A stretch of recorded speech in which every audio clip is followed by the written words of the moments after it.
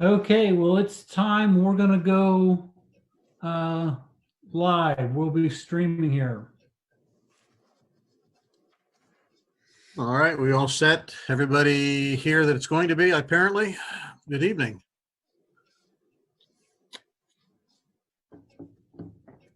Let's see, I'm showing another minute or so before we can officially call it to order.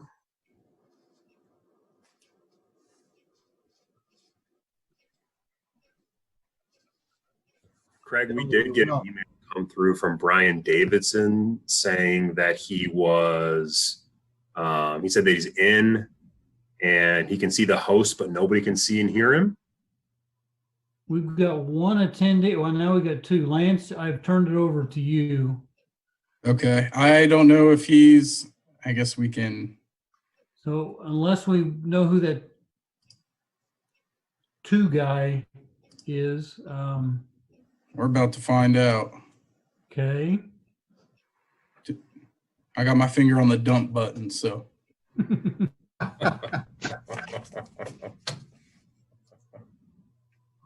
All right, I show 7 o'clock, ladies and gentlemen. We good to go? Yes, sir. All right, calling to order the May 19th, 2020 Planning Commission and Board of Zoning Appeals for Andover, Kansas. I need a roll call. Can I start with Gary? Gary Israel. Alex Zarchin. Eric Peterson. Bill Schnauber? And that's it?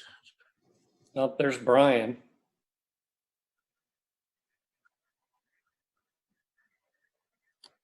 Brian, are you there? Brian Davidson. I am. Can you hear me? We can now. All You right. can now? There we go. We're good. Yes. All right. Item number 3, approval of the minutes from the February 18th, 2020 meeting. Have we had a chance to go over those minutes? Yes. Mr. Chairman, I, Eric Peterson, make a motion that we approve the Planning Commission and Board of Zoning Appeal minutes from February 18th, 2020. I have a motion to approve, I second the motion. Gary Israel. and I have a second. All those in favor say aye.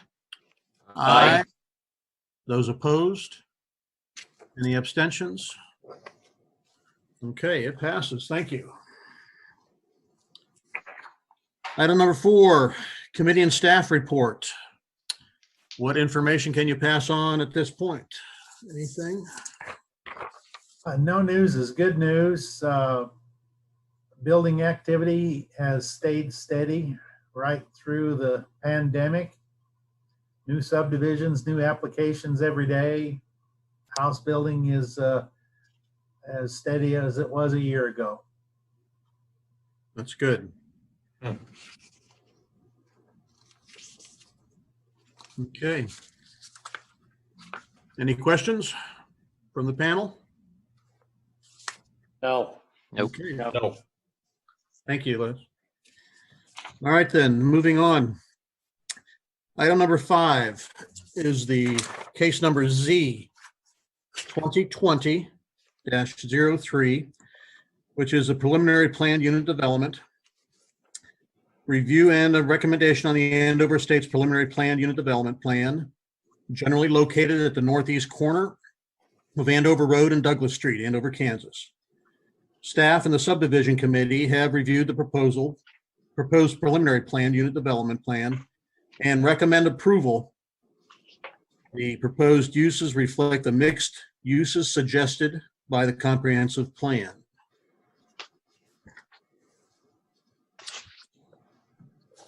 All right.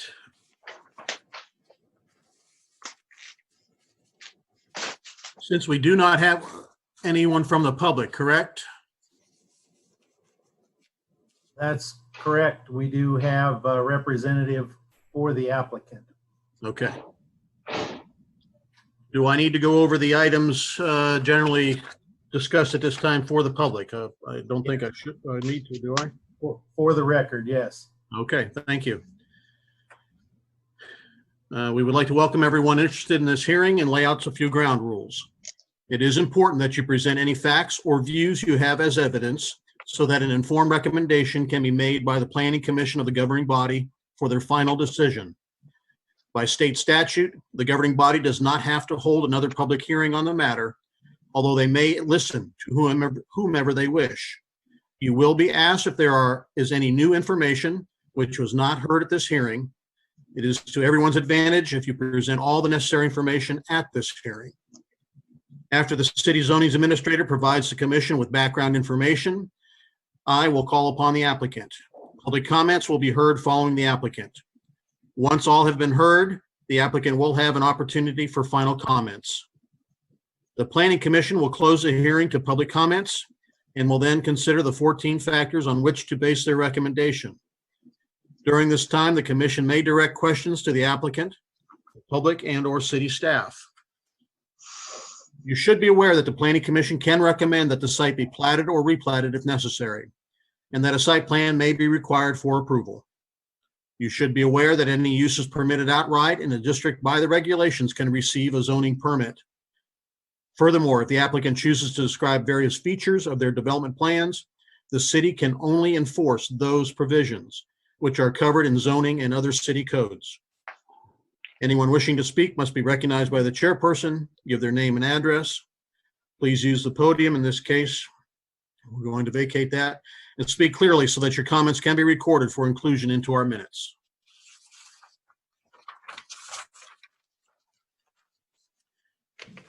Before we proceed, I'll ask the commission members if any of them intend to disqualify themselves from participating in this case because they or a relative own property in the area of notification or have conflicts of interest.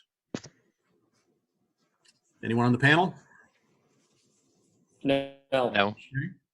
No. Notification. Official notice for this hearing was published in the Butler County Times-Gazette on April 25th, 2020.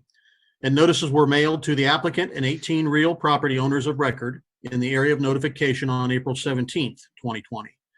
The record shows that at least 20 days have elapsed between the publication and mailing dates and the hearing date. Unless there is evidence to the contrary from anyone present, I will declare that proper notification has been given. Though we do not encourage such communications, I will ask the commission now if any of them have received any ex parte, verbal, or written communications prior to this hearing, which they should or would like to share. No. No. No. At this time, I will now call on the city's zoning administrator, Leslie Mangus, to provide us with a report on the case. Les? In your packets, you have a draft of the subdivision committee minutes. We gave this a pretty thorough review there. The applicant has responded to all of the comments on the document you have in your packet tonight. The only thing that we are short is a letter from their traffic engineer. They have made some modifications to the language on the access control, and their hope is to delay that full traffic report to the final PUD when they have a building layout and specific uses that can be used for the engineering of the location of the driveway access points. But other than that, they have responded positively to all of the comments from subdivision committee. Okay, thank you. Comments from panel? Questions? No. No, I think we addressed everything in subdivision committee, and just as Les has stated that the applicant would like to wait till they get the final PUD so they know, more about what kind of traffic there's going to be. So I don't have any additional questions to ask. All right. Was there any new information as far as drainage plan goes? Or is that still and tying in with kind of their building plans. In the text of the preliminary PUD document, you'll notice there's a paragraph that makes a statement about the future drainage detention requirements being sorted out at the time of either the final PUD or the site plan in order to respond to whatever the use might be at that point in time.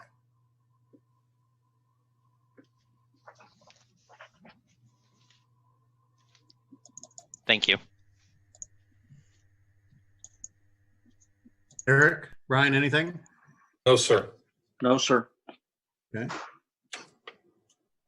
I see Brian Lindebeck is online with us. I'm not sure there's anything he can add to this that we already have, but Brian, any additional comments to you? I missed a little bit of what you just spoke about, but I think I know the gist of what you're asking. No, I think what we've provided is a good response to the subdivision committee's requests, and certainly there are some things will be sorted out at the time of final PUD. But I think this is a unique case, and it allows for some multifamily as well as commercial along our Andover corridor, and I hope that we can get it approved tonight. Okay, thank you. And probably the last thing I would just state is that we are in agreement with the staff comments and the staff report. Thank you. Well, if that's the case, and we don't have any public comment. Yes, Alex. Yeah, I have one. What is Yeah. the extent of multifamily housing that would be available to be built on this property then? I know that the majority of our conversation has been about commercial, but then there's been talk about residential uses as well. Yes, Alex, I can address that.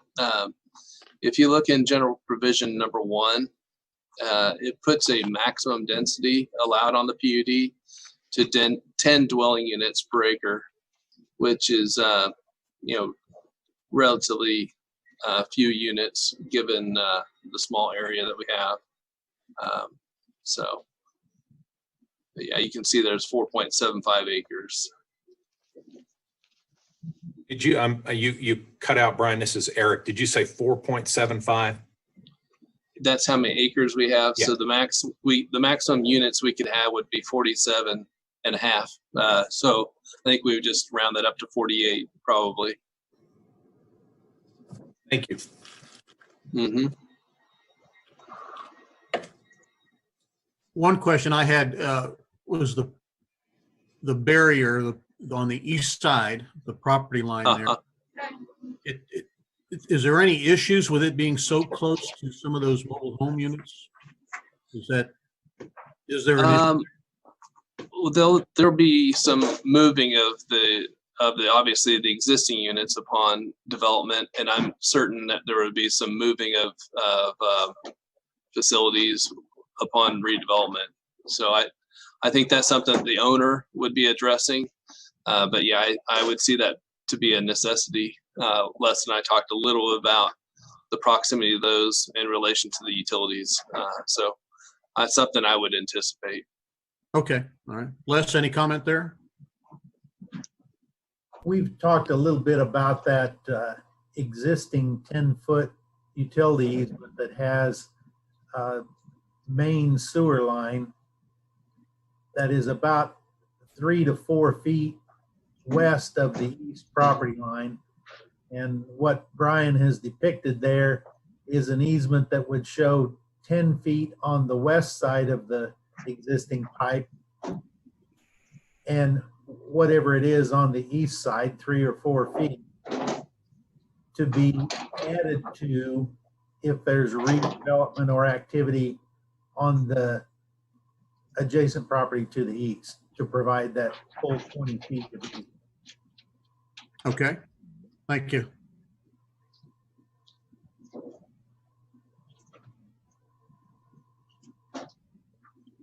That's all I have, gentlemen. Anything from anyone else?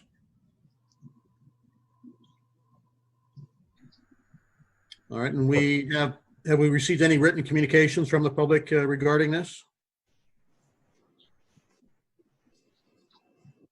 No, we have not. Okay. Well, if that's all the comments we have, I hereby close the public portion of the hearing. There will be no further public comments unless the commission wishes to ask questions to clarify information.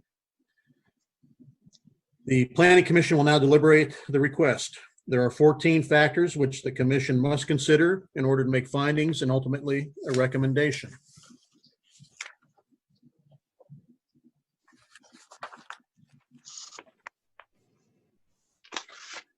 Facts and findings. This report is to assist the Planning Commission to determine their findings from the evidence presented at the hearing, so as to base their rezoning recommendation on the required 14 factors found in Article 12 of the zoning regulations. The responses provided need to be evaluated with the evidence and reworded as necessary to reflect the Planning Commission's considered opinion.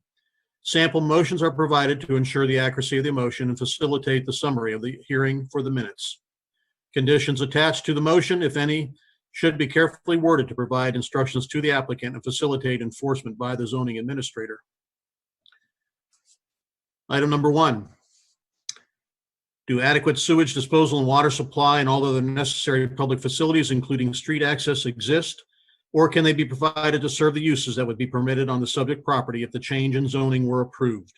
Staff, adequate public water, sewer, and streets are in place.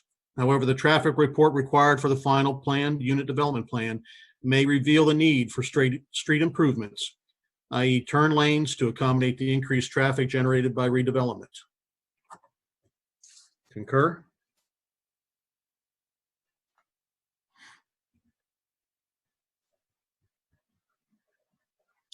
I'm not getting any audio. Concur. Okay. I'm Thank you. sorry, I was muted. Concur. Concur. Item number 2. If the zoning change request was approved, would the subject property need to be platted or replatted or have in lieu of dedications made in order to provide needed rights of way, easements, building setback lines, or access control? Staff, replatting is required to establish adequate rights of way and easements. Concur? Concur. Concur. 3, if the zoning change request was approved, would the subject property need a screening plan for existing or potential uses? Staff, a landscape buffer consisting of planting materials and a screening fence is required between the proposed B3 uses and the existing MH1, SF1, and SF2 single-family uses by the Site Plan Review Standards table of required landscape buffers. Concur. Concur. 4, what fact-based information in support of or in opposition to the requested zoning change has staff received? Staff has not received any commentary from the public. Concur. Sure. 5, if there has been an error in the application of these zoning regulations to the subject property, would the requested zoning change correct the error? No error is known to exist. Concur. Concur. 6, how suitable or unsuitable is the subject property for its current zoning? Staff, the subject property is not suitable for the existing permitted manufactured home park use due to the traffic and activity of Andover Road. Concur. Yes. Concur. Concur. Okay. 7, is the length of time the subject property has been vacant or undeveloped under its current zoning a factor in the zoning change request? Staff comment, no. The property owner has held the property in anticipation of future commercial usage. Concur. Concur. Concur. 8, how reasonably well suited will the requested zoning change of the subject property be to the current zoning of nearby properties? Staff, the proposed uses are similar in nature to the existing uses on the west side of Andover Road and north of Rhonda Street. The majority of the residential uses adjacent to the proposed change are owned by the applicant. Concur. Concur. 9, has a zoning change been requested because conditions in the area of the subject property have changed or are changing? If so, what is the nature and significance of these conditions? Staff, no. The subject property has remained undeveloped by the property owner's choice. Concur. Concur.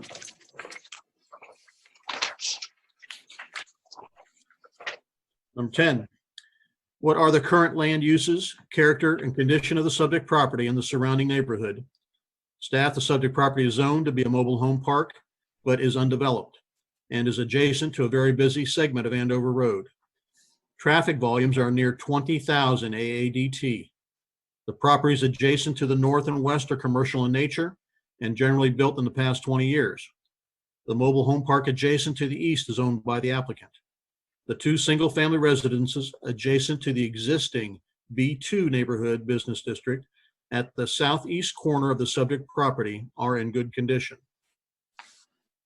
Concur. Concur. 11, would the proposed zoning change of the subject property allow land uses which might have detrimental effects on nearby properties? And if so, how? Staff, the proposed uses would definitely allow increased activity, noise, lighting, etc. But those effects would be similar to the effects already experienced from neighboring uses in the traffic of Andover Road. Structures, parking lots, and yards would actually buffer the adjacent mobile home park from the traffic on Andover Road. The adjacent single-family residences at the southeast corner of the subject property would experience no effects that are not already allowed by the existing B2 neighborhood business district on that portion of the subject property. Concur. Concur. 12, how would the requested zoning change conform with the city's comprehensive plan and other adopted master plans and policies?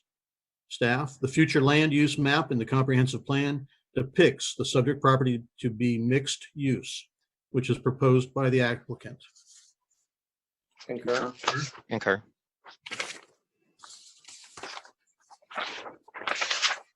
13,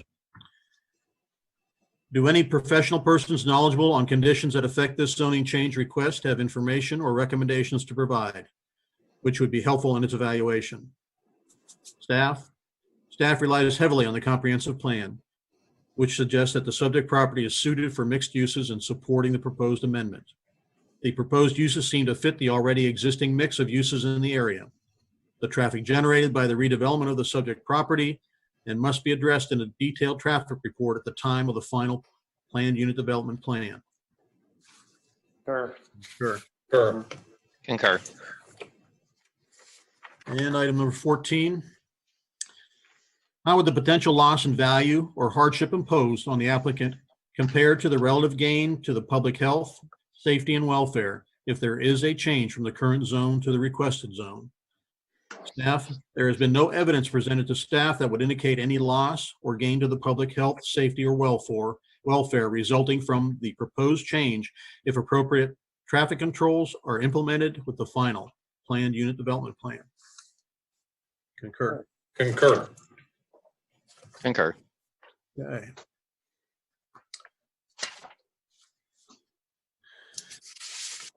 Any further discussion on these items to the panel? No. No. No, sir. Having discussed and reached conclusions on our findings of fact, I would remind the commission that a proper motion should reflect the factors on which it is based, and if approval is recommended, then consideration should be given to any conditions that might be attached. Is there a motion to either recommend approval, modification and approval, disapproval, or to table this discussion?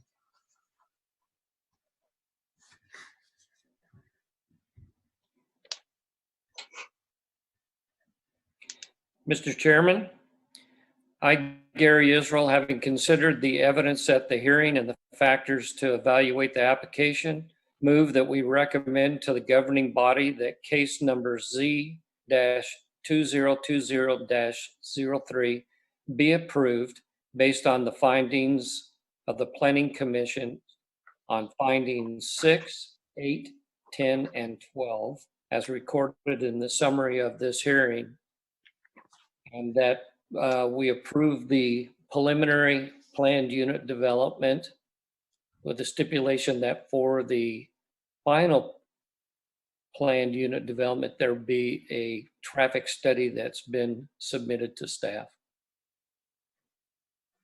I have a motion to approve.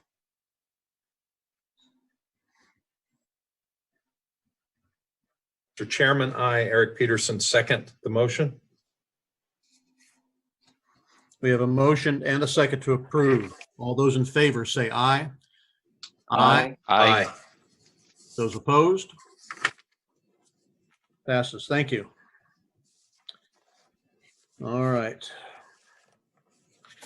This case will be forwarded to the governing body with the Planning Commission's recommendation and a written summary of the hearing for consideration at their regular meeting of June 9th, 2020.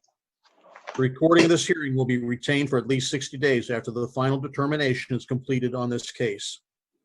Protest petitions against the case, but not directed at the Commission's recommendation as such, may be received by the city clerk for 14 days after tonight, which would be June 2nd, 2020 at 4:30 p.m.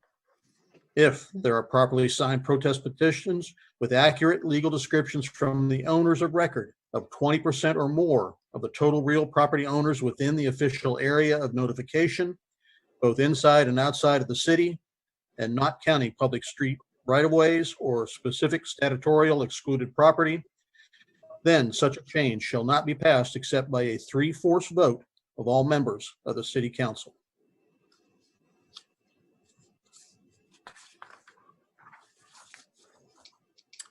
Thank you.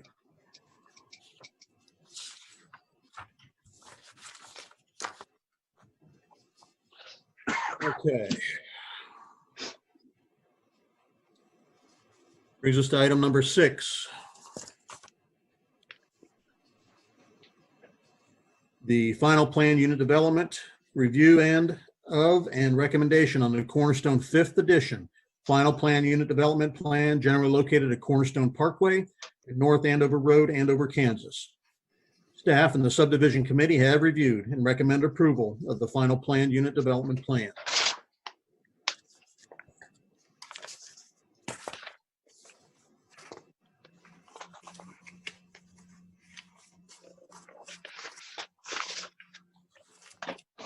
Les, do you have any comments on this? Mr. Chairman, I think we've discussed this for many years. It's been revived lately with a new owner. The applicant has responded to all the comments from the staff and the subdivision committee positively, and I think we're ready to move on to the approval of the final PUD.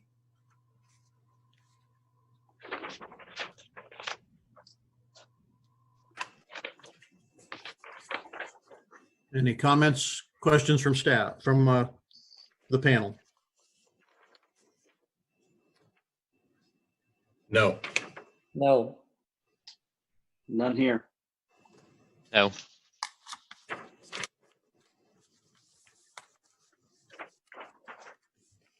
Okay.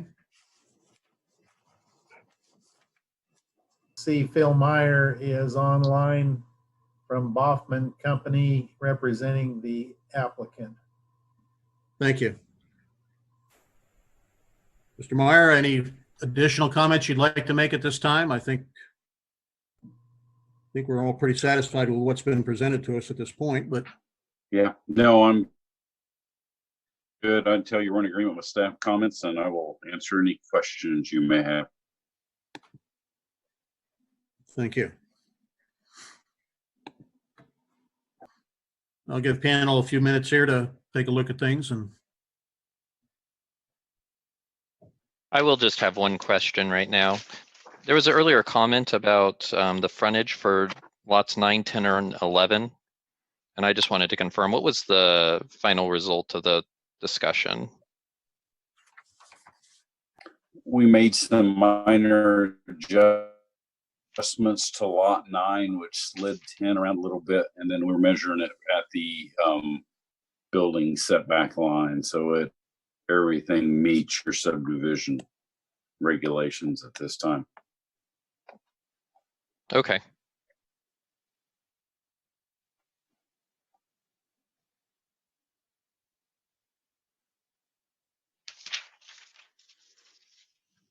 Unless there are any further questions or comments, I'm looking for a motion, I believe.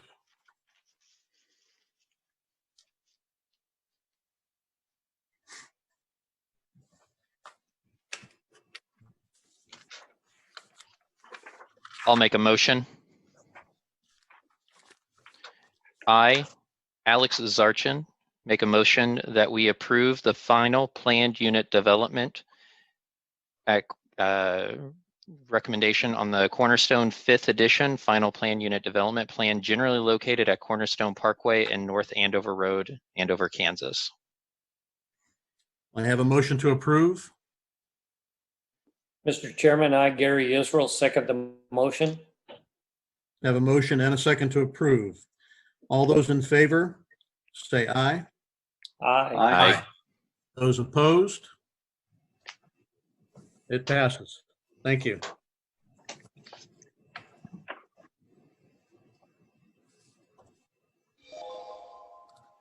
Okay. Item number 7, case number Z 2020-04, which is a public hearing and recommendation on a zoning amendment application to change the zoning district classification from SF2, single family residential medium density district, to the MXR, multiple family mixed residential district, located at 312 West Mike Street, Andover, Kansas. Staff has reviewed the proposed change and consulted with the applicant to recommend that the change be reduced to the MF2 attached single family residential district to be more in line with the intent and purpose of the zoning district. The subject property is part of a larger proposal presented by the applicant.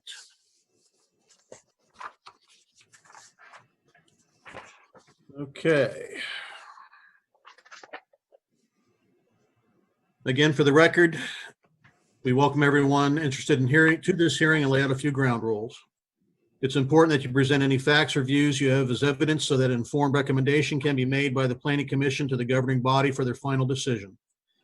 By state statute, the governing body does not have to hold another public hearing on the matter, although they may listen to whomever they wish.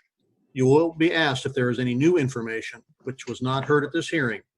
It is to everyone's advantage if you present all the necessary information at this hearing. After the city zoning administrator provides the commission with background information, I will call upon the applicant. Public comments will be heard following the applicant.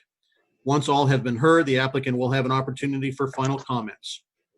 The Planning Commission will close the hearing to public comments and will then consider the 14 factors on which to base their recommendation. During this time, the commission may direct questions to the applicant, the public, and/or city staff. You should be aware that the Planning Commission can recommend that the site be platted or replatted if necessary, and that a site plan may be required for approval. You should be aware that any uses permitted outright in the district by the regulations can receive a zoning permit. Furthermore, if the applicant chooses to describe various features of their development plans, the city can only enforce those provisions which are covered in zoning and other city codes. Anyone wishing to speak must be recognized by the chairperson, give their name and address. Speak clearly so that your comments can be recorded for the inclusion into our minutes. To the panel, ask the panel members if any of them intend to disqualify themselves from participating in this case because they or a relative own property in the area of notification or have conflicts of interest. No. No. Nope. No. That being the case, official notice for this hearing was published in the Butler County Times Gazette on April 25th, 2020, and notices were mailed to the applicant and 18 real property owners of record in the area notification on April 17th, 2020. The record shows that at least 20 days have elapsed between the publication and mailing dates and the hearing date. Unless there is evidence to the contrary from anyone present, I will declare that proper notification has been given. We do not encourage such communications, but I will ask the panel if any of them have received any ex parte verbal or written communications prior to this hearing, which they would like to share. No. No. No. Thank you. I now call on Les Mangus to provide us with an update on the report for the case. As I stated in the memo, this case is in conjunction with a larger parcel adjacent to the north. You can see if you look at the zoning map of the area that there is a lot of redevelopment in this area, both single family and multifamily. This applicant has assembled 3 parcels in order to have access to Main Street and May Street for the larger development. And we have spoken with the applicant about our opinion that the MXR zone applied for was not appropriate.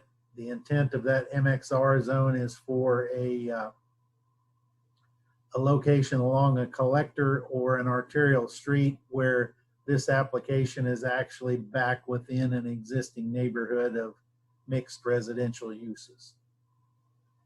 The applicant was agreeable to that change in zoning down to the MF2, but the hearing had been advertised for the MXR. Okay, so we will have to make that change then, going further. Yes, the applicant will have to make that request or the planning commission. Okay. So I'm sorry, this is Eric. So when we're referring to this as we read it, do we read it as MXR or read it as MF2 today? I think we need to get the applicant online there and he can explain his opinion. Okay. Okay. Okay. Les, if that's all you have to say, then I will call the applicant online and give him the podium, so to speak. Hello. Hi, this is Paul Gray. For the record, my address is 2024 North Woodlawn, Suite 200 in Wichita, Kansas. I appreciate your time today and consideration of our application for this property, as well as the next one that you'll be hearing shortly. First, I would like to amend our request to change from MXR to MF2. Staff has supported that, and we would go along with that recommendation. Unfortunately for us, the reason we made the MXR request initially was we were trying to go off the zoning guide, and there's a lot of documentation there, and this is, without the ability to, get people on the phone as easily as normal, we made that error in our request. So we're happy to make the adjustment after talking to Les. He made it clear that what we were wanting to do there was more appropriately fits within the request that we are now making again for that MF2. But anyway, to move along, as you can tell, that area has already been redeveloped on 3 specific parcels. One Craig Sharp did a number of years ago to the south, and you can see that adjacent to the large body and directly west to this subject property of 312 West May. We have done the property to the north side of May, on the corner of May and Main Street. We built some townhomes or some multifamily duplexes there, and what we did on that property was we replaced an old abandoned HUD home. So we believe that what we're doing is a vast improvement to the area, and we're trying to improve specific parcels in relationship to that. This specific parcel at 312 has an abandoned house on it. The person who currently owns it, we have it under contract. It's been abandoned for as long as he's owned it and hasn't even been paying property taxes on it since 2015. We're looking to make the requested change to allow us the opportunity to turn that parcel around and make it usable property that produces value to the neighborhood and gets back to supporting the tax base. I could talk further about the rest of what we're wanting to do here, but that would be your discretion if you'd like me to include the next item in this, or if you just assume I wait on that one, sir. I think unless someone on the panel had wanted any further information, I think that's sufficient. Thank you. Well, I'll rest the rest of my comments unless you have any questions for me, and I'll put my phone back on mute. Thank you. Okay. Thank you. Mr. Chairman, Yes. this is Gary Israel. I have a question for Mr. Gray. In looking at this, where would you continue to have access off of Mike Street? Or I know we're going to discuss the the other parcel on the next item. With those, I'm just kind of concerned about access to that location. Thank you. That's a very good question. We have no desire to have access to Mike Street. We'll probably continue to maintain that piece of property long term. I don't know that there's any real long-term value to us unless we were to assemble additional property around it, perhaps even some of the properties on Mike Street. But for our purposes today, we have no intention of using that as any kind of access. And other than future use, I just assume parcel that piece off and donate it in kind to the adjacent property owners, but we haven't really looked into that very hard. Okay. If you do keep that piece of the parcel, you would maintain it then, correct? Absolutely. Whether you keep it as a driveway or you let it go back to vegetation, but such as grass, but that would be mowed and maintained, correct? Yes, sir. Okay. Yes, sir.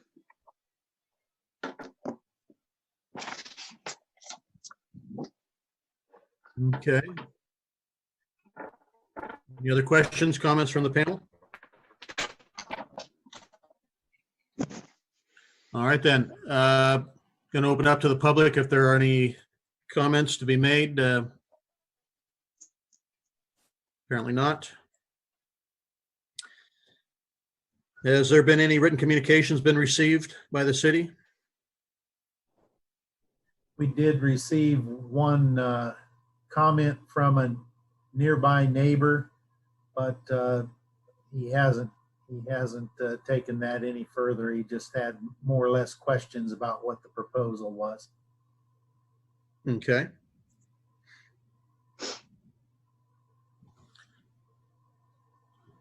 Well, if there are no further questions or comments, I'm going to close the public portion of the hearing. There will be no further public comments unless the commission wishes to ask questions to clarify information.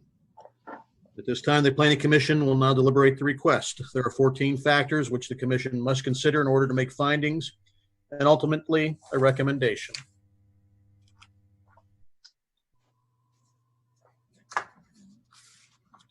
Mr. Chairman, are you looking for somebody to read those factors and findings? Mr. Israel, I would welcome it. Thank you. Okay, we'll go ahead and do that then. If you're volunteering. I'll volunteer to do that.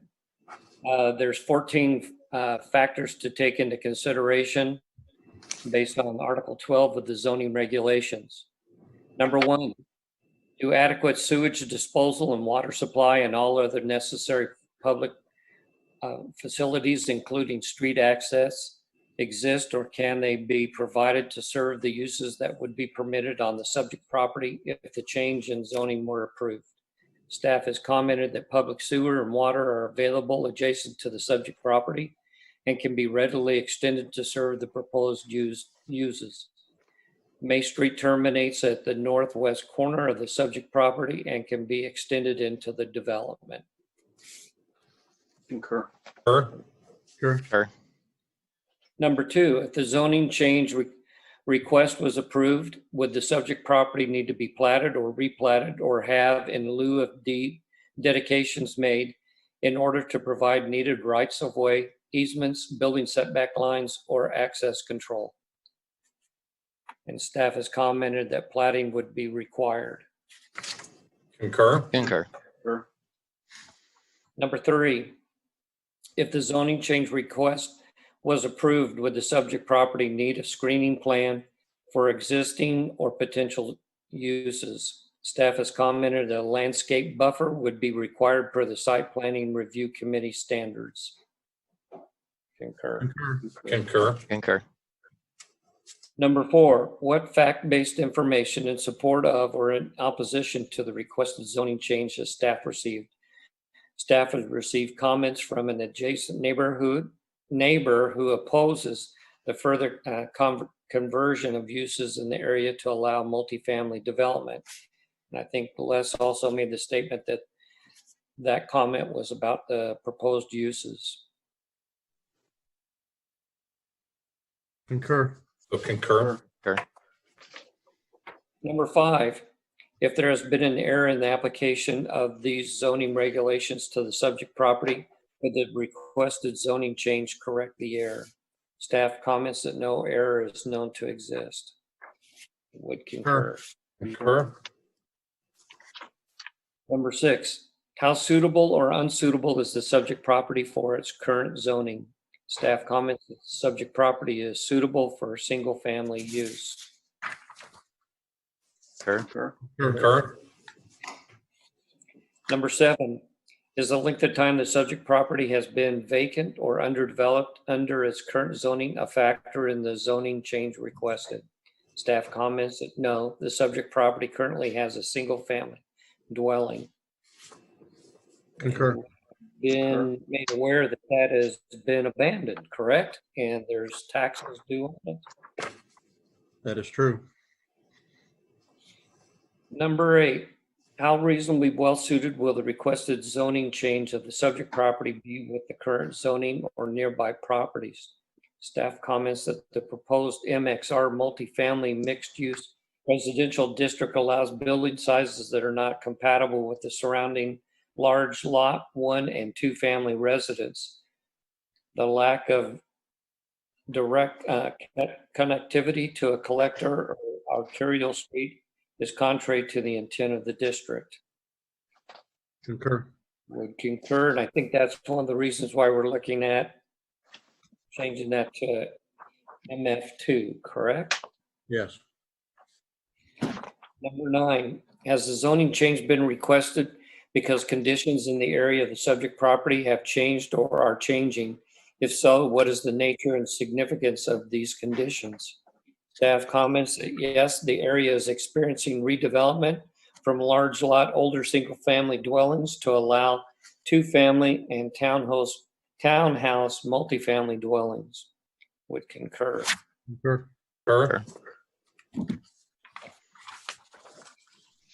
Number 10, what are the current land uses, character, and conditions of the subject property and the surrounding neighborhood? Staff comments that the surrounding properties have a mixture of uses of older single-family dwellings and new 2-family and townhouse dwellings.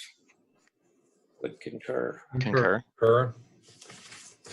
Number 11, would the proposed zoning change of the subject property allow land uses which might have detrimental effects on nearby properties, and if so, how? The proposed development would increase activity and traffic in the neighborhood at the maximum density in the proposed MXR District 6 dwelling units with a maximum height of 45 feet would be allowed. If developed at the maximum height, the buildings would overwhelm the surrounding one and 2-family dwellings. Would Concur. concur. Concur. Would also make a comment that based on changing it to an MF2, then we wouldn't be concerned with the dwelling height.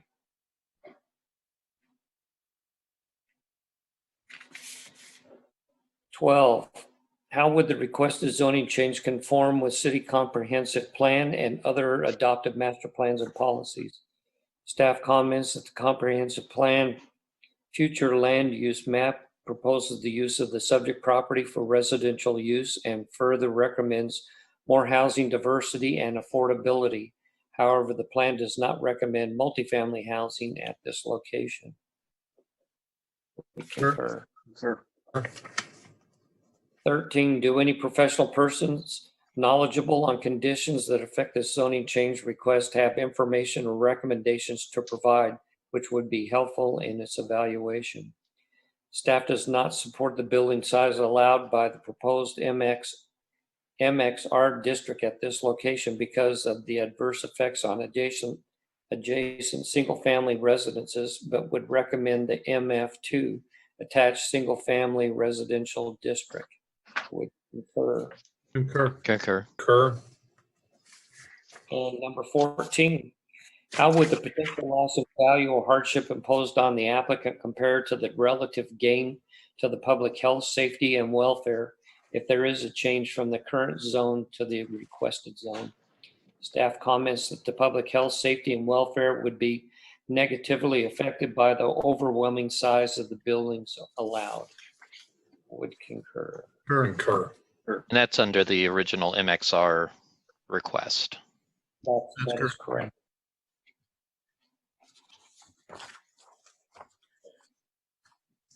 Any additional comments, conversation on the 14 facts?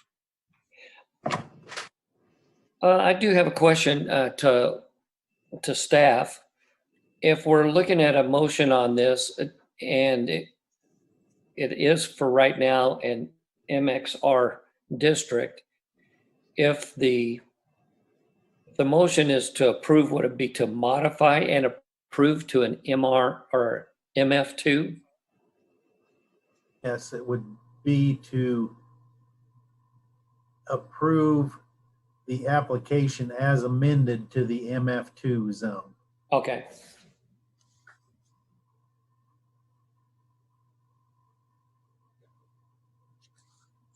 All right, anything else?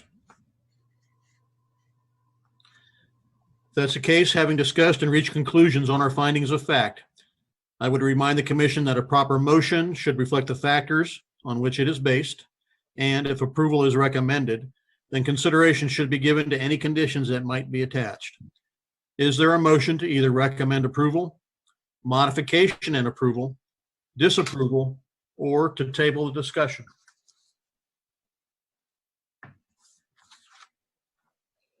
Well, Mr. Chairman, I, Gary Israel, having considered the evidence at the hearing and the factors, evaluate the application, move that we recommend to the governing body that case number Z-2020-04 be approved as amended to MF2 based on the findings of the Planning Commissions on findings 2, 3, 9, 10, and 13 as recorded in the summary of this hearing. I have a motion to approve as amended. Looking for a second. Mr. Chairman, I would second. This is Brian Davidson. We have a motion and a second to approve as amended. All those in favor say aye. Aye. Aye. Aye. Those opposed? It passes.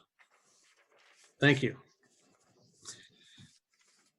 This case will now be forwarded to the governing body with the Planning Commission's recommendation and a written summary of the hearing for consideration at the regular meeting of June 9th, 2020. The recording of this hearing will be retained for at least 60 days after the final determination is completed on this case. Protest petitions against the case, but not directed at the Commission's recommendations as such, may be received by the city clerk for 14 days after tonight, which would make it June 2nd, 2020 at 4:30 p.m. If there are properly signed protest petitions with accurate legal descriptions from the owners of record of 20% or more of the total real property owners within the official area of notification, both inside and outside of the city, and not counting public street rights of way or specific statutorial excluded property, then such a change shall not be passed except by a 3/4 vote of all members of the city council.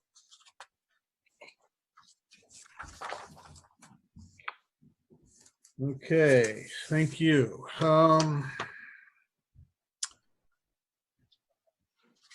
Item number 8, case number Z 2020-05.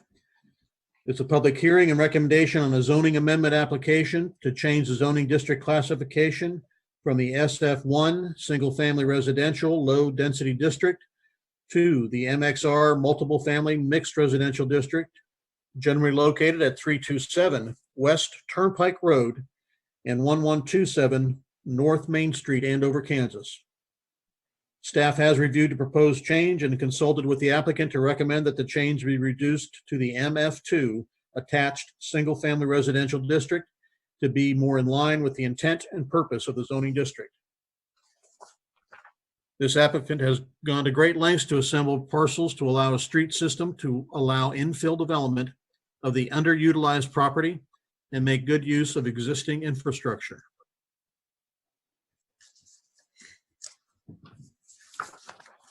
Okay.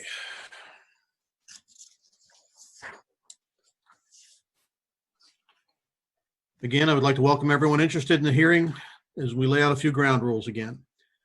It is important that you present any facts or views you have as evidence so that an informed recommendation can be made by the Planning Commission to the governing body for their final decision.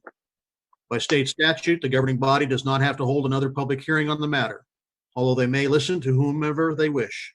You will be asked if there is any new information which has not been heard at this hearing. It is to everyone's advantage if you present all the necessary information at this hearing. After the city zoning administrator provides the commission with background information, I will call upon the applicant. Public comments will be heard following the applicant.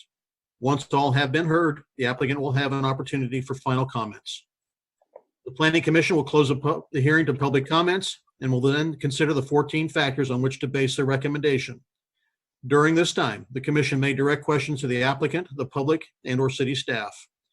You should be aware that the Planning Commission can recommend that the site be platted or replatted if necessary, and that a site plan may be required for approval. You should be aware that any uses permitted outright in a district by the regulations can receive a zoning permit. Furthermore, if the applicant chooses to describe various features of their development plans, the city can only enforce those provisions, which are covered in zoning and other city codes. Anyone wishing to speak must be recognized by the chairperson, giving their name and address. Speak clearly so that you can be recorded for inclusion into our minutes.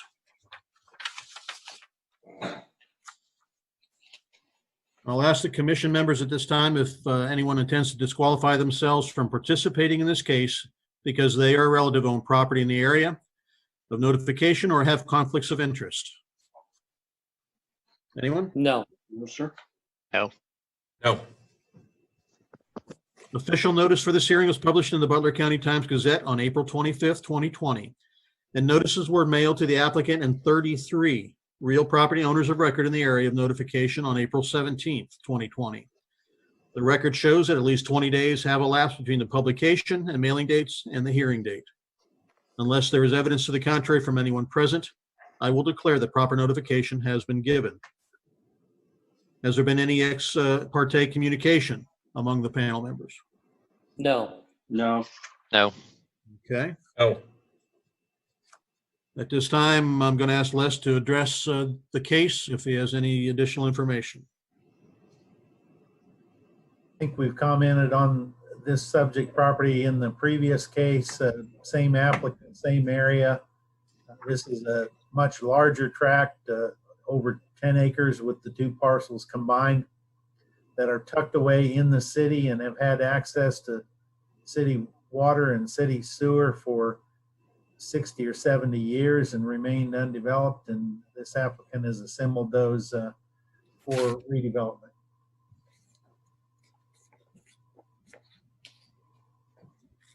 All right. I'm assuming Mr. Gray is still present. Does he have any additional comments at this time?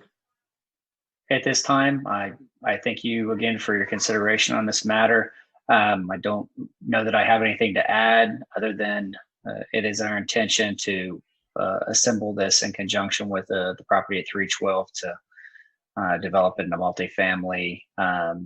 Obviously, the purchase of 312 was to provide better access from May Street, and the acquisition of 1127 North Main Street. The purpose of that was to get circular access to this development so they could properly handle the properties that we're going to build within that subject property.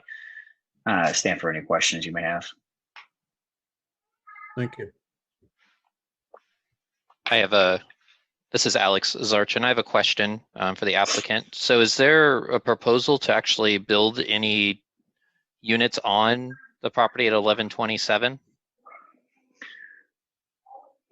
That is a contingent question. What I like to, and our intention is to, yes, but at the same time, it's going to be subject to where we place the access road that needs to be put into there. So I may need to, there's no may about it. At some point in time, I would like to assemble one additional piece of property on Main Street, but do not have that in our control at this time.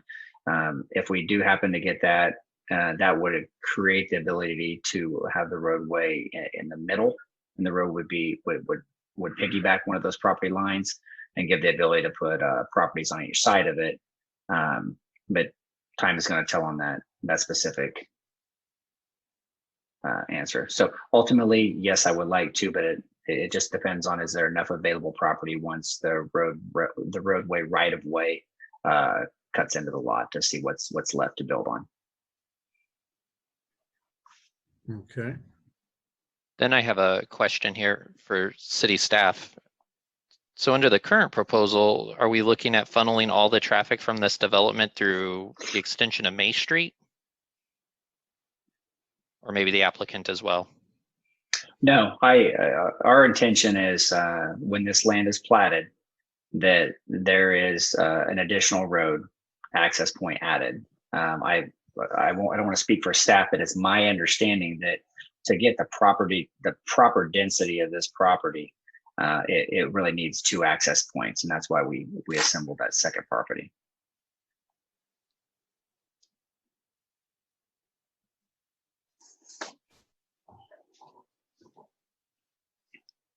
Because my comment right now is I just don't understand the 1127. I mean, to be used as MF2. I think the applicant has told you that it's his intent in platting for 1127 to be mostly platted as a street right-of-way back into the larger 9+ acre parcel.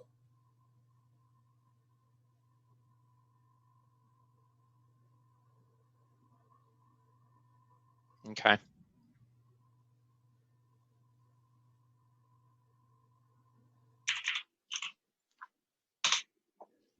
And then under the MF2, how many units would that allow in that in that parcel area of 327?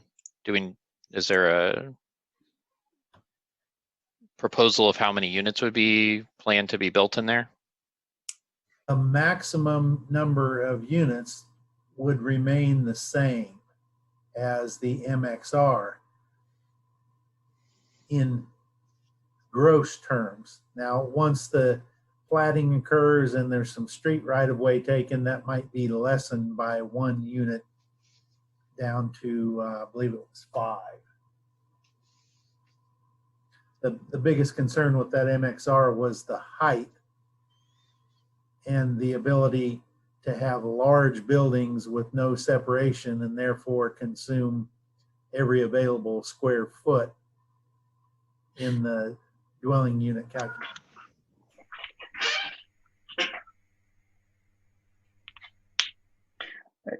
If you wouldn't mind, if you could pardon me for a moment, but I recall I need to formally request that we are asking to amend our application from MXR zoning request to MF2 zoning.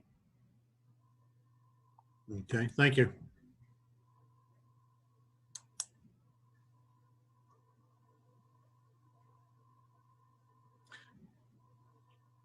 I do have a question for Mr. Gray.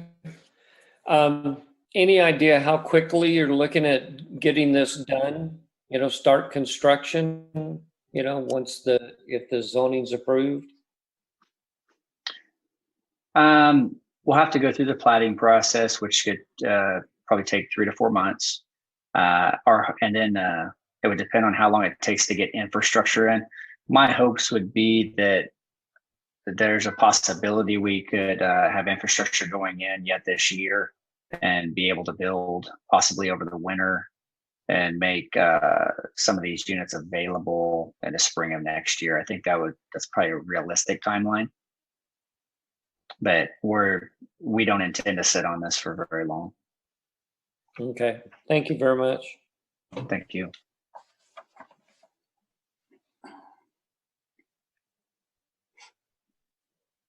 Any comments, questions from the panel?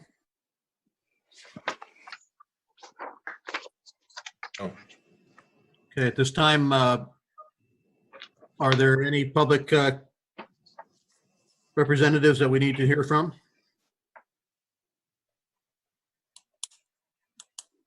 No? Okay. Les, has there been any written communications regarding this? We did have the one inquiry by a adjoining neighbor about the change of the neighborhood in general to multifamily for rent dwellings, and he was concerned with the number of multifamily dwelling units in the area. Okay.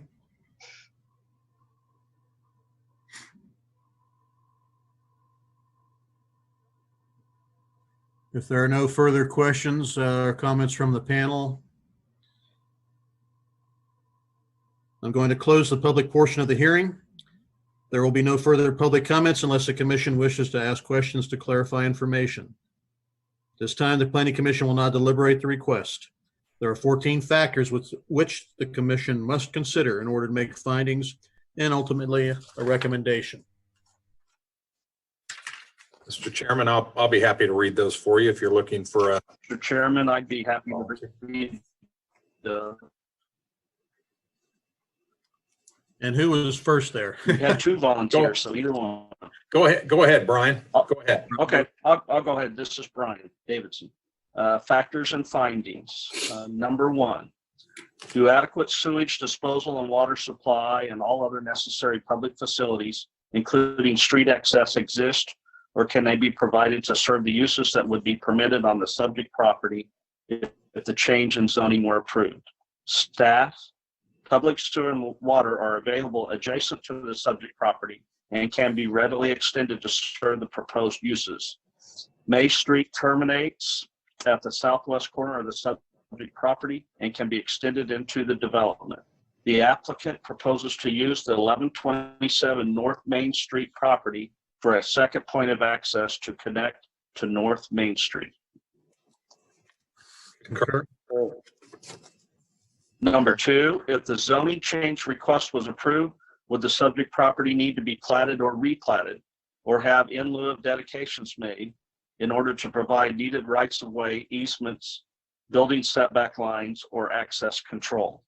Staff, platting would be required. Concur. Concur. Sure. Number three, if the zoning change request was approved, would the subject property need a screening plan for existing or potential uses? Staff, a landscape buffer would be required for the site plan review committee standards. Concur. Concur. Concur. Number four, what fact-based information in support of or in opposition to the requested zoning change has staff received? Staff has received comments from an adjacent neighbor who opposes the further conversion of uses in the area to allow multifamily development. Concur. Sure. Number five, if there has been an error in the application of these zoning regulations to the subject property, would the requested zoning change correct the error? Staff, no error is known to exist. Concur. Concur. Number six, how suitable or unsuitable is the subject property for its current zoning? Staff, the subject property is suitable for single family use, but the 10.4 acres devoted to one single family home is not efficient use of the land. Concur. Concur. Number seven, is the length of time the subject property has been vacant or undeveloped under its current zoning a factor in the zoning change request? Staff, no. The applicant has chosen to hold the property in its current condition for many years in anticipation of development. Concur. Concur. Number 8, how reasonably well suited will the requested zoning change of the subject property be with the current zoning of nearby properties? Staff, the proposed MXR multifamily mixed-use residential district allows densities and building sizes that are not compatible with the surrounding large lot single-family residences. The lack of direct connectivity to a collector or arterial street is contrary to the intent of the district. Concur. Concur. Number 9, has the zoning change been requested because conditions in the area of the subject property have changed or are changing? If so, what is the nature and significance of these conditions? Staff, yes, the area is experiencing redevelopment from large lot older single-family dwellings to allow 2-family and townhouse multifamily dwellings. Concur. Number 10, what are the current land uses, character, and condition of the subject property and the surrounding neighborhood? Staff, the surrounding properties have a mixture of uses from older single-family dwellings and new 2-family and townhouse dwellings to the Teradyne Golf Course. Concur. Concur. Number 11, would the proposed zoning change of the subject property allow land uses which might have detrimental effects on nearby properties? And if so, how? Staff, the proposed uses would allow increased activity and traffic in the neighborhood. At the maximum density permitted in the proposed MXR District, 151 dwelling units with a maximum height of 45 feet would be allowed, which would overwhelm the surrounding neighborhood. If developed at the maximum density, the Institute of Traffic Engineers trip generation table would estimate plus or minus 900 trips per day would be generated by the development connecting to a substandard local street system. Concur. Number 12, how would the requested zoning change conform with the city's comprehensive plan and other adopted master plans and policies? Staff, the comprehensive plan future land use map proposes the use of subject property for residential use and further recommends more housing diversity and affordability. However, the plan does not recommend multifamily housing at this location. Concur. Concur. Number 13, do any professional persons knowledgeable on conditions that affect this zoning change request have information or recommendations to provide which would be helpful in its evaluation? Staff does not support the density and building size allowed by the proposed MXR district at this location, but because of the adverse effects on adjacent single-family residences and street system, but would recommend the MF2 attached single-family residential district. Concur. And number 14, how would the potential loss in value or hardship imposed on the applicant compared to the relative gain to the public health, safety, and welfare if there is a change from the current zone to the requested zone? Staff, the public health, safety, and welfare would be negatively affected by the overwhelming size of the proposed development and increased traffic on the substandard street system. Concur. Concur. Concur.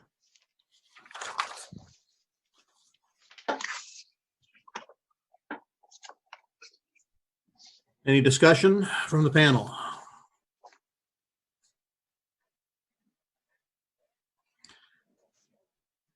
Okay, go ahead. I was just going to say, my discussion is still going to, revolve around that 1127 property. In any type of proposal, I mean, in the applicant's proposal, is utilizing that as, as an additional access point to the property. If we are making a recommendation, do we put that in as part of the requirements of that property MF2?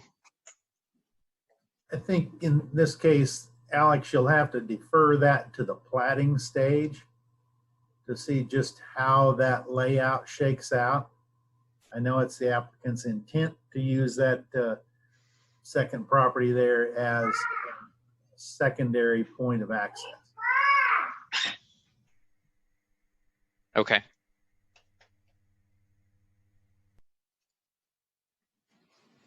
All right. Any further comments? Having discussed and reached conclusions on our findings of fact, I would remind the commission that a proper motion should reflect the factors on which it is based. And if approval is recommended, then consideration should be given to any conditions that might be attached. Is there a motion to either recommend approval, modification and approval, disapproval, or to table the discussion?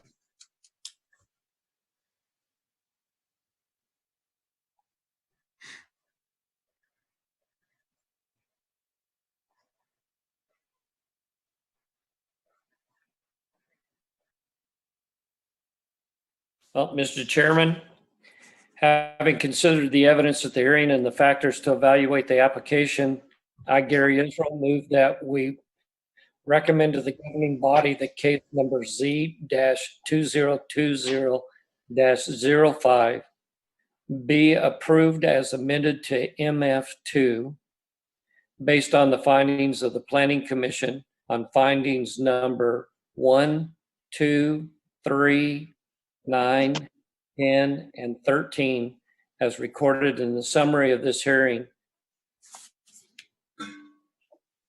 I have a motion to approve as amended.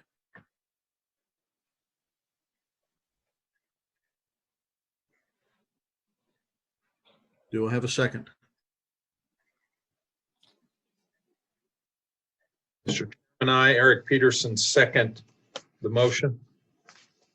We have a motion and a second to approve as amended. All those in favor say aye. Aye. Aye. Those opposed? Motion passes. Thank you. In closing,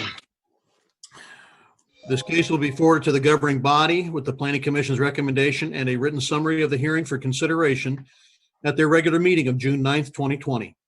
The recording of this hearing will be retained for at least 60 days after the final determination is completed on this case. Protest petitions against the case, but not directed at the Commission's recommendations as such, may be received by the city clerk for 14 days after tonight, which would make it June 2nd, 2020 at 4:30 p.m. If there are properly signed protest petitions with accurate legal descriptions from the owners of record of 20% or more of the total real property owners within the official area of notification, both inside and outside of the city, and not counting public street rights of way or specific statutorily excluded property, then such a change shall not be passed except by a 3/4 vote of all members of the city council. And again, I thank everyone there. Mr. Gray, good luck if you're still with us.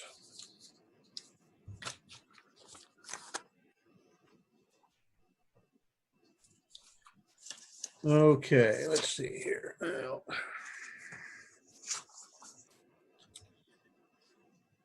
brings us to item number 9, the 2020 annual review of the comprehensive plan 2014 through 2023.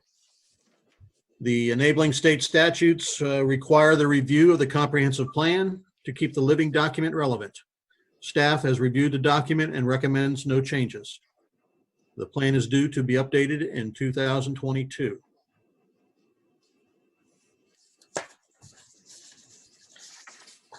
And everyone has seen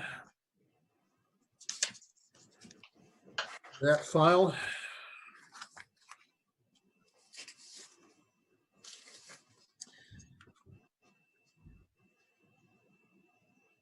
I know we had a comment at one of the other commission meetings that somebody said our comprehensive plan was getting a little old, but it's good to see that it's the plan is to update it in 2022, which is only 2 years away. I know we can't do it every year, it'd be just way too expensive to do that, but I appreciate all the efforts of everybody who's done anything on the comprehensive plan, and do look forward to anything that might be updated in 2022. I second that. Thank you, Gary.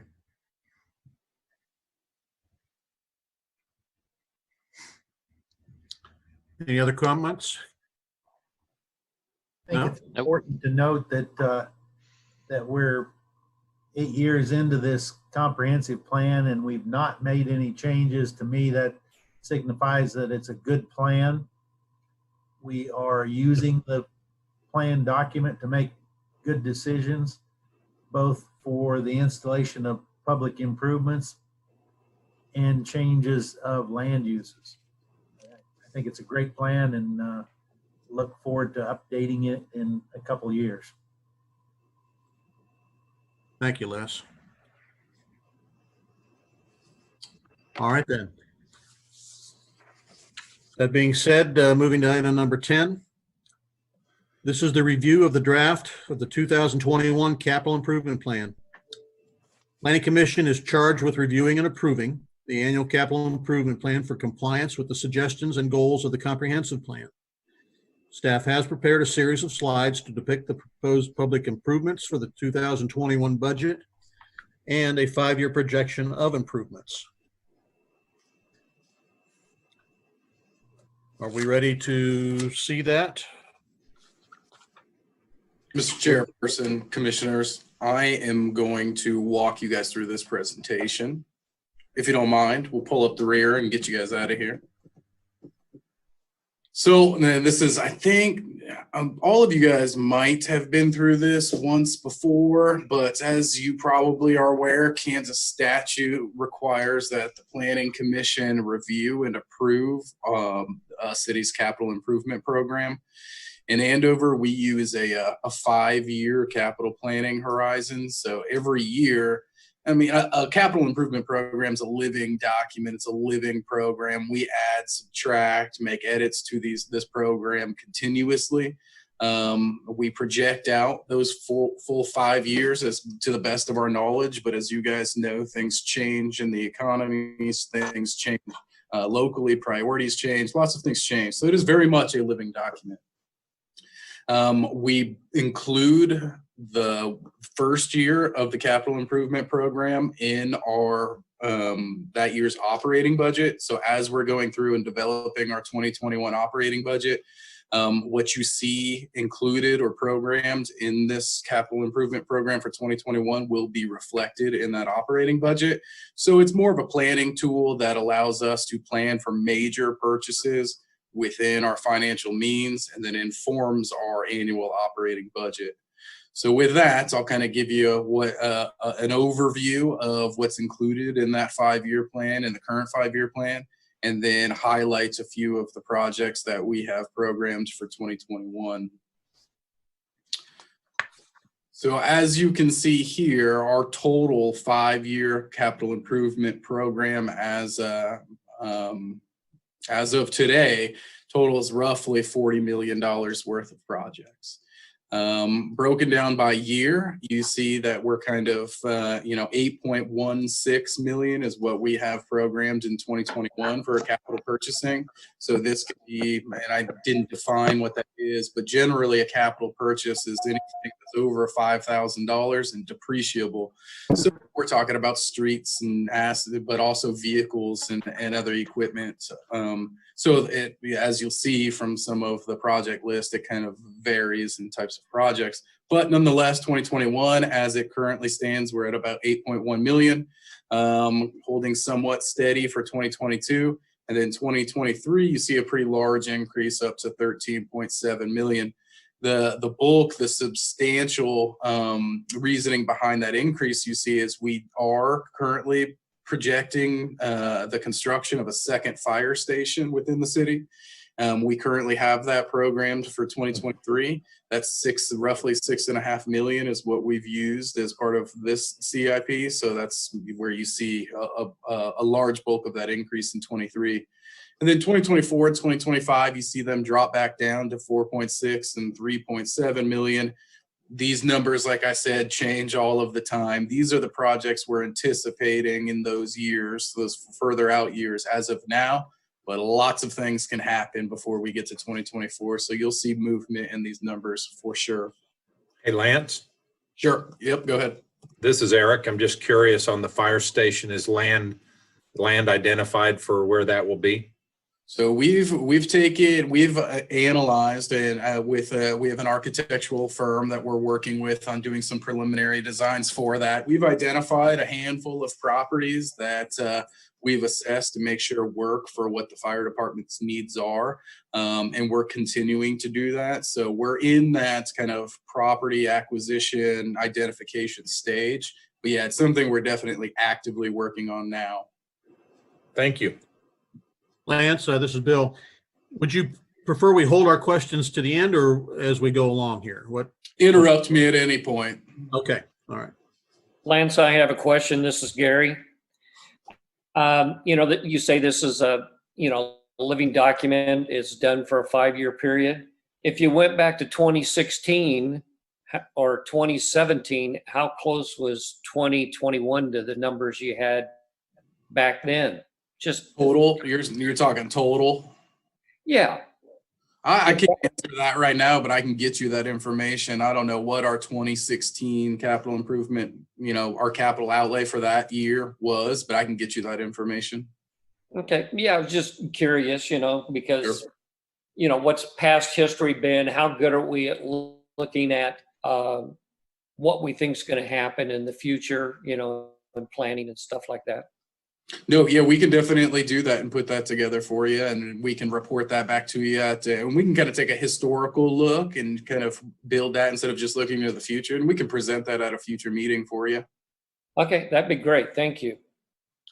Lance, when is the data gathered and then projected? What is there a date, time of the year that is May 11th, the day that this is all gathered and put together? Or I know you've been working on it throughout, but what's your cutoff time?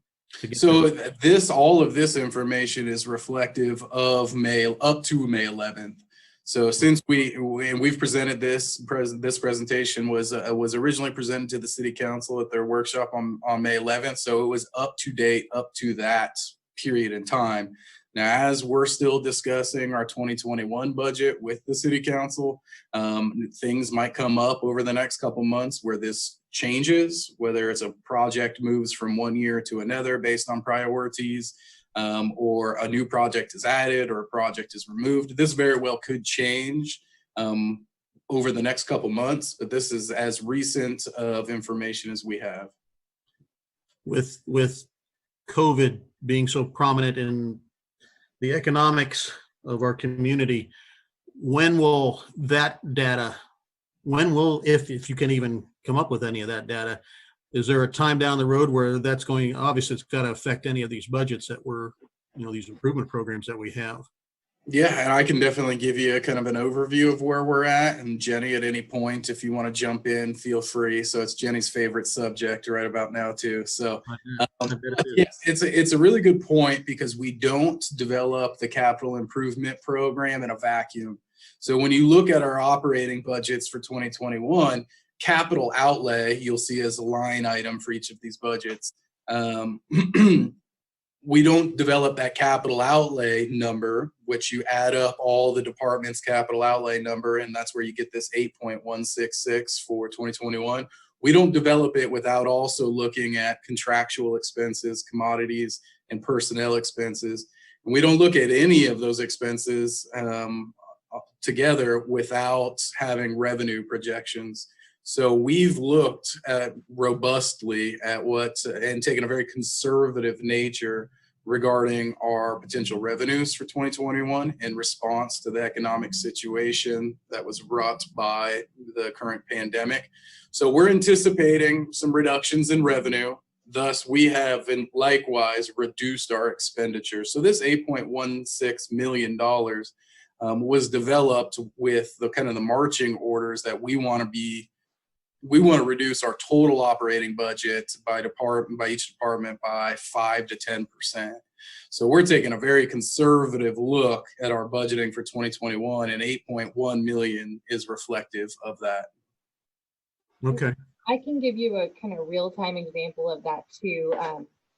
So a CIP purchase that's annual is police cars. And so one of the first things that police chief said for they usually buy 3 every year to keep the cars current. And he already said, provided a budget that said we'll buy 2.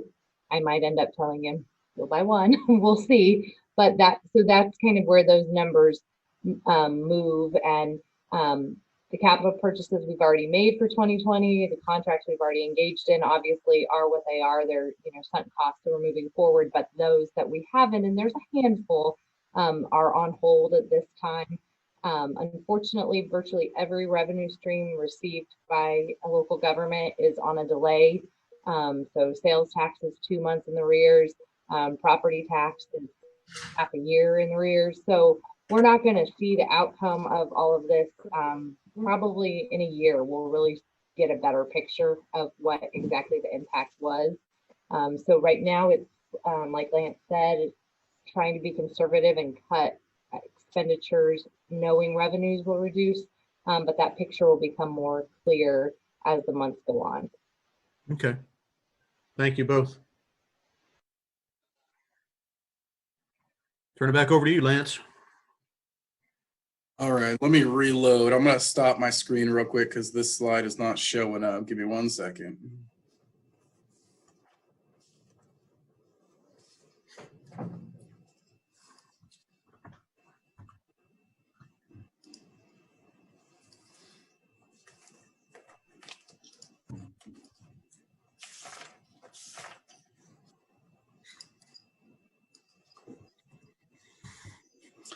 Okay, as part of our capital improvement program, we obviously have that total number, which we showed you before, but in order to get that total number, we break these down and mold it. We slice it a number of different ways to kind of run some analysis and track kind of deeper trends.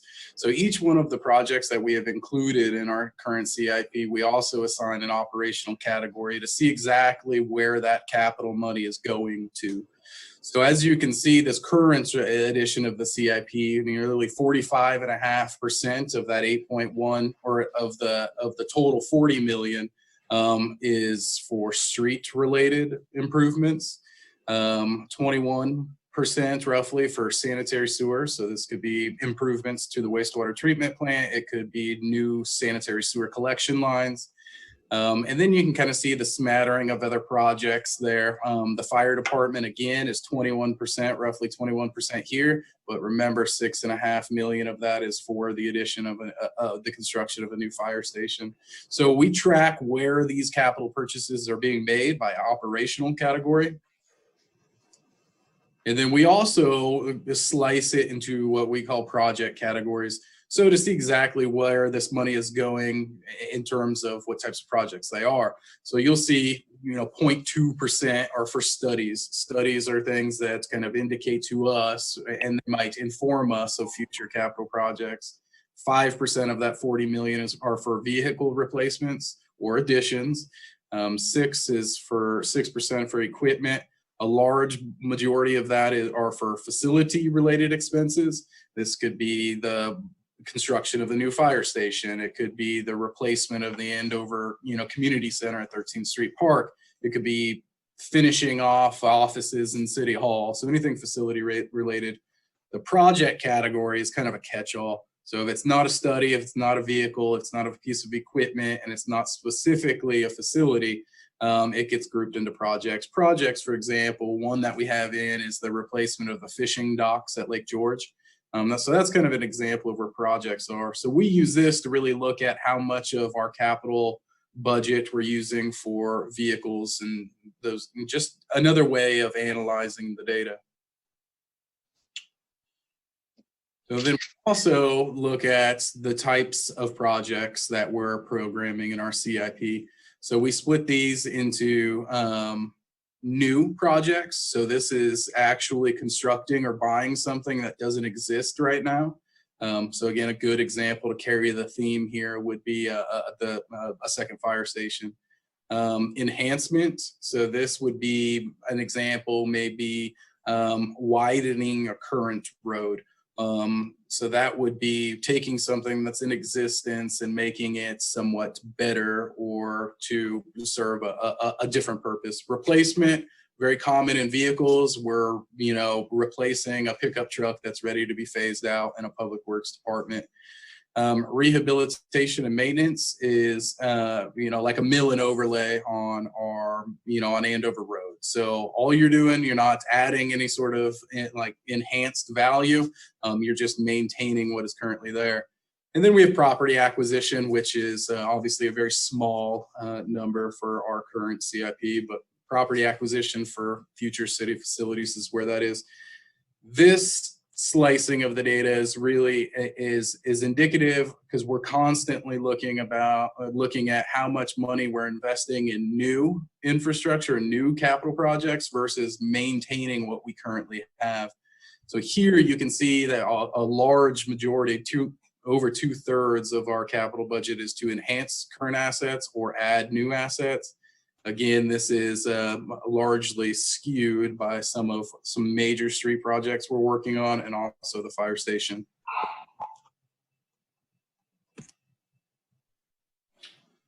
So the last, and I think this is the last slicing of the data that I'm going to present to you guys tonight. But there are many different revenue sources that fund city capital purchases.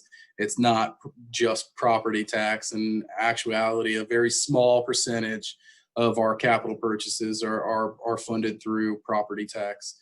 So our two largest sources are our local sales tax. Our sales tax that we have here locally goes to street maintenance. So we do it to maintain our current streets and also to build new streets. So 33% of that $40 million you guys saw is funded from that 1 cent sales tax.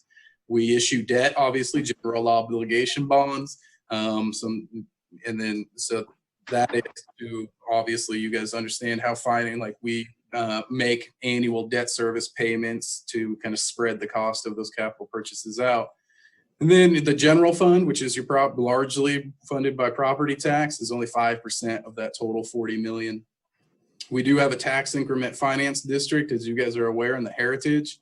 About 6% of that $40 million is to be paid from TIF bonds or the property tax generated locally within that TIF district. And we have special funds, which are like, for example, our park improvement fund. So these funds have revenue sources that are dedicated. So the alcohol tax, rent from cell towers, fireworks permits, all fund our park improvement fund. So those are non-property tax supported funds. And then special assessments, we don't have anything in there. We have equipment reserve funds that we'll utilize from time to time. A small percentage is included in there.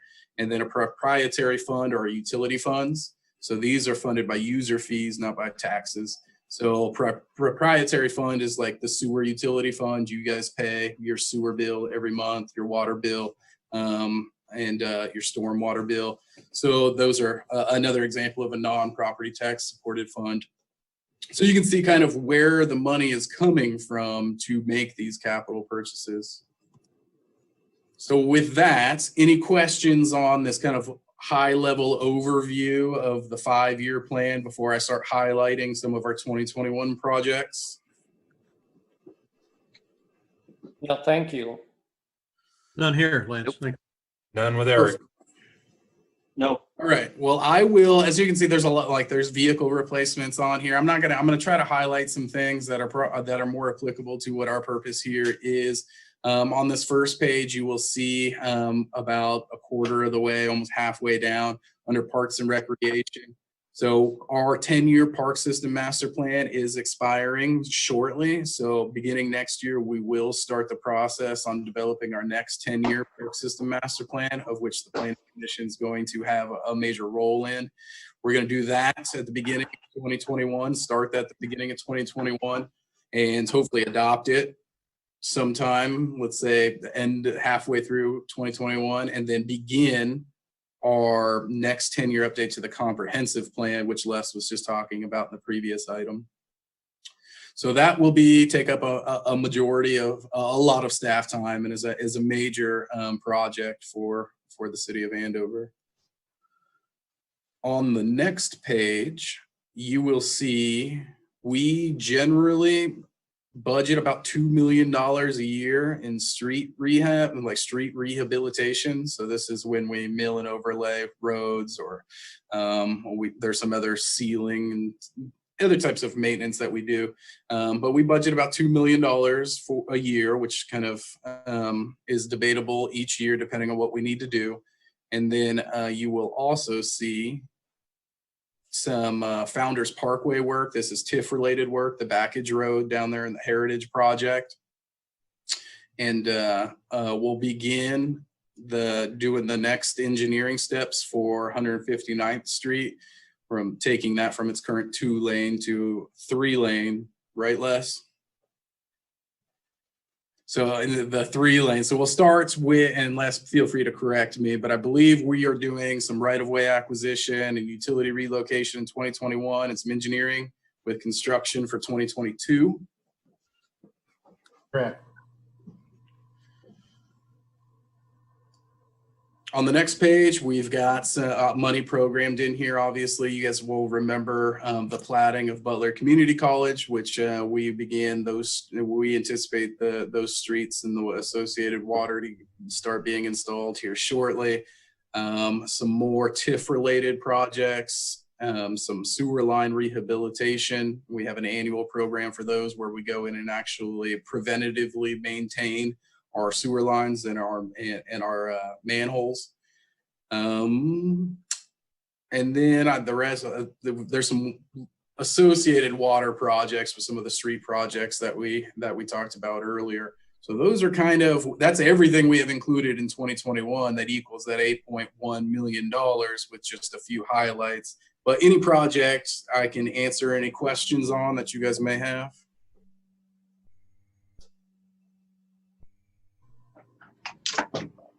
I do not. I do not either, Lance. Easy as that, huh?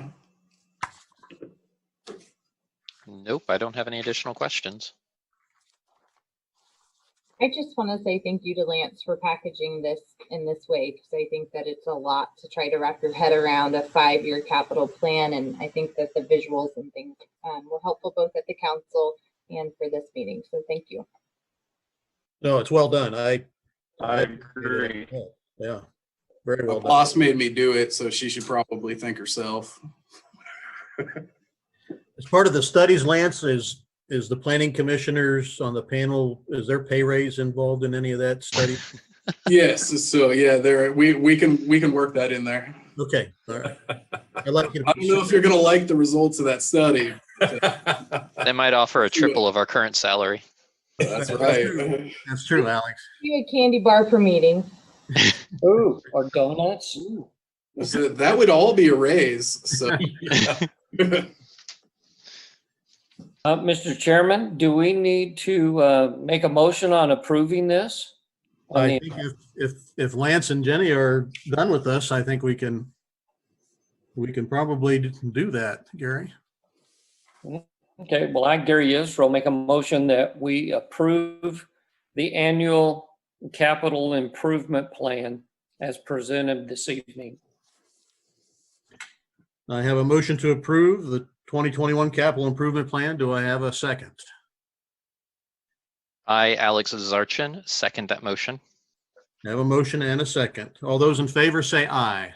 Aye. Aye. Those opposed? Motion passes. Thank you. All right, we're getting there. Member items, anything? No. No, sir. We just need to get back up and running. There we go. Everybody, There we go. get the library. I want to commend everybody for putting the time and effort into all this. I know it's got to be a heck of a lot different, and maybe it isn't. I don't know. This is my first two experiences last week and this week with it. So a lot of you may already be doing in-house work, but this is a little different for me. But thank you for all the work you put into it. I'm going to thank you in advance for your flexibility. You were very flexible tonight. I will tell you our next transition will be back to in-person with limited attendance. And so we're going to try that out on the 26th with the city council. We've got 2 hearings during that meeting. So we'll have a queuing system in the lobby so that we don't have, I think we can fit 27 people socially distanced in that room. And so then we'll do 1 in, 1 out if we have more than that show up. And so that'll be practiced and we'll try it out on them. And then when you all move back to that room in June, hopefully we've got the kinks worked out. If not, I apologize in advance. Thanks, Jim. All right. I'm looking for a motion to adjourn. Mr. Chairman, I, Gary Israel, make a motion to adjourn this meeting of the Planning Commission and Board of Zoning Appeals for May 19th. Thank you. Do I have a second? I, Eric Peterson, second the motion. I have a motion and a second to approve Planning Commission Board of Zoning Appeals meeting of May 19th, 2020. All those in favor say aye. Aye. Aye. Those opposed? That motion passes. Ladies and gentlemen, thank you very much. Craig in the background, I know if you're still there, thank you. Yep, thank you. Thank you. Certainly. Good night to one and all. Good night. Thank you all.